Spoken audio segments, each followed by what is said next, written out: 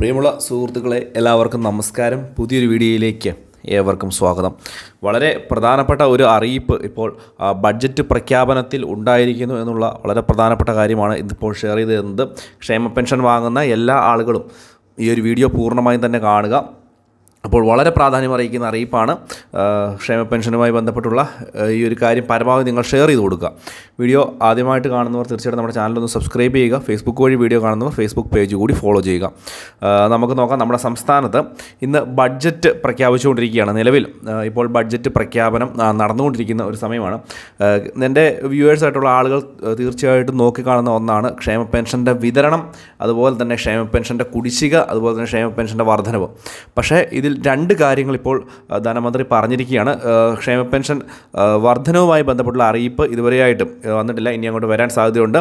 പക്ഷേ ഇപ്പോൾ ലഭിക്കുന്ന വിവരം അനുസരിച്ച് 150 രൂപ വരെയൊക്കെ ഒരു വർധനവ് വേണമെന്ന് ശുപാർശ ചെയ്തിട്ടുണ്ട് ധനമന്ത്രിയോട് എന്നുള്ളതാണ് ഏറ്റവും പുതിയ റിപ്പോർട്ട്. പക്ഷേ ഇതിനേക്കാളും വലിയ ഒരു കാര്യം ഇപ്പോൾ എത്തിയിരിക്കുകയാണ്.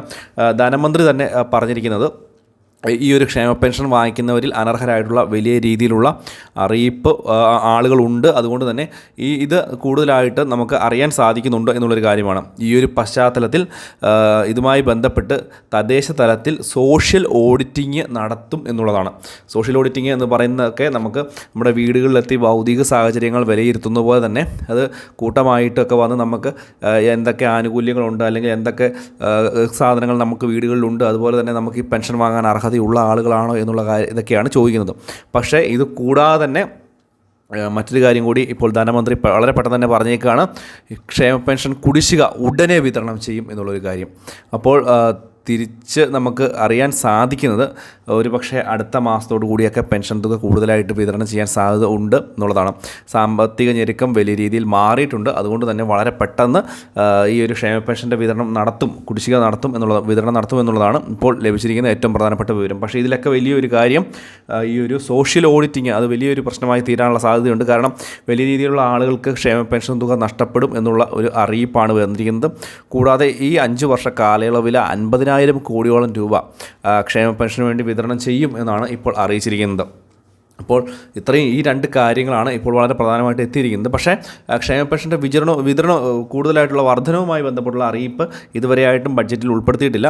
അത് തീർച്ചയായിട്ടും ഇതിൻ്റെ വർധനവ് ഉണ്ട് എങ്കിൽ ബഡ്ജറ്റിൻ്റെ അവസാനത്തോടു കൂടി കൊണ്ടുവരുവാനാണ് സാധ്യത. അല്ലെങ്കിൽ അടുത്ത ദിവസങ്ങളിലൊക്കെ ആയിട്ട് മുഖ്യമന്ത്രി തന്നെ ഒരു പ്രസ് മീറ്റ് നടത്തി അതിൽ ക്ഷേമ പെൻഷൻ വർധനവ് ഉണ്ടാകാനുള്ള ഒരു സാധ്യതയുമുണ്ട്. ഇത് എന്തുതന്നെയായാലും ഇപ്പോൾ ധനമന്ത്രി തന്നെ പറഞ്ഞിരിക്കുന്ന ഒരു കാര്യം, സംസ്ഥാന സർക്കാർ അല്ലെങ്കിൽ LDF ഗവൺമെൻറ് പറഞ്ഞിരിക്കുന്ന എല്ലാ കാര്യങ്ങളും അത് നടപ്പാക്കും, അത് സമയനിഷ്ഠമായിട്ട് നടപ്പാക്കുമെന്ന് തന്നെയാണ്. അങ്ങനെയാണെങ്കിൽ 2,500 രൂപയിലേക്ക് ഈ ഒരു ക്ഷേമ പെൻഷൻ തുക എത്തിക്കുവാനും ഇവർ ബാധ്യസ്ഥരാണ് എന്നുള്ളൊരു കാര്യം കൂടിയുണ്ട്. എന്തിനായാലും പ്രധാനപ്പെട്ട ഒരു കാര്യമാണ് ക്ഷേമ പെൻഷൻ്റെ കുടിശ്ശിക വിതരണം ചെയ്യുന്നു ഉടനെ തന്നെ. കൂടാതെ സോഷ്യൽ ഓഡിറ്റിങ് നടത്താൻ പോകുന്നു. അത് തീർച്ചയായിട്ടും നിങ്ങൾ വാങ്ങിക്കുന്ന എല്ലാ ആളുകളും, ഈ ഒരു പെൻഷൻ ആനുകൂല്യം വാങ്ങുന്ന എല്ലാവരും ഒന്ന് ശ്രദ്ധിച്ചിരിക്കുന്നത് നല്ലതായിരിക്കും. ഇല്ലെങ്കിൽ പണി കിട്ടുമെന്നുള്ള കാര്യത്തിൽ യാതൊരു സംശയവും